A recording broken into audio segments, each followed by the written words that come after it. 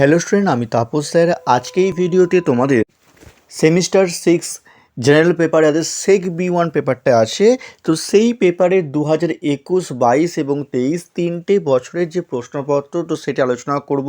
তাই বলবো যারা এখনও চ্যানেলটিকে সাবস্ক্রাইব করনি, অবশ্যই চ্যানেলটিকে সাবস্ক্রাইব করে রেখো এরকম ভিডিও সবার আগে পাওয়ার জন্য। তোমাদের আমি সাজেশন নোটস তোমাদের কিন্তু সবই আমি দিয়ে থাকি, তো এরকম ভিডিও পাওয়ার জন্য তোমরা কিন্তু অবশ্যই চ্যানেলটিকে সাবস্ক্রাইব করে রেখো। তো দেখো, তোমাদের প্রথমে আমি সেক B1 পেপারের 2021 সালে যে প্রশ্নপত্রটি আছে প্রথমে আলোচনা করি, তারপর তোমার 2022 আলোচনা করবো। দেখো, সেক B1 2021 প্রশ্নপত্রের প্রথম প্রশ্ন, তুমি ভ্রমণ করেছো কিংবা অন্তর্জালে দেখেছো এমন একটি সংগ্রহশালা, স্মৃতিসৌধ বা লেখাগারের উপর 1000 শব্দের মধ্যে একটি প্রতিবেদন লেখো। এটা 50 মার্কসের প্রশ্ন তোমাদের বিভাগ কয়ের। নেক্সট দেখো, বিভাগ ক্ষয়ের প্রশ্ন দেখো, সংগ্রহশালা বা মিউজিয়াম বলতে কী বোঝো। নেক্সট, লেখাগার বা আর্কাইভের সংজ্ঞা দাও। উচ্চশিক্ষা এবং সংস্কৃতিতে লেখাগারের ভূমিকা আলোচনা করো। তারপর ভারতের প্রথম সংগ্রহশালার ইতিহাস সম্পর্কে যা জানো লেখো। লাস্ট প্রশ্ন, সমাজে সংগ্রহশালার ভূমিকা কী। ইংলিশ ভার্সান যারা আছো তাদের জাস্ট প্রথমে আমি তোমাদের দিয়ে দিয়েছি 50 মার্কসের, তারপর তোমাদের কিন্তু আমি যে 15 মার্কসের প্রশ্ন দিয়ে দিয়েছি, তোমরা পারলে কিন্তু দেখে নাও।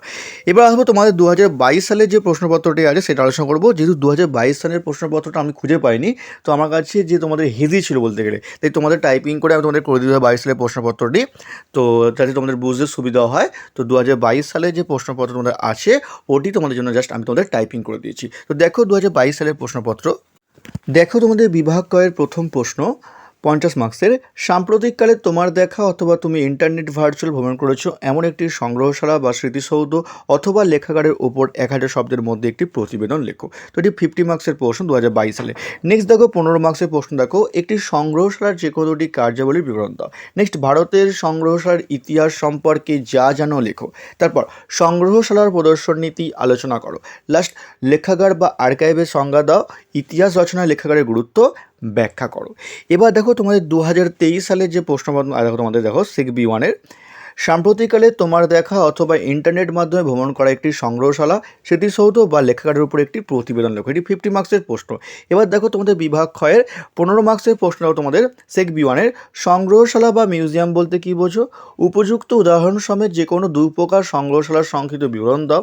নেক্সট, কলকাতার যে কোনো একটি সংগ্রহশালার ইতিহাস বিবৃত করো। নেক্সট, ভারতের সাংস্কৃতিক ঐতিহ্য রক্ষায় সংগ্রহশালার ভূমিকা আলোচনা করো।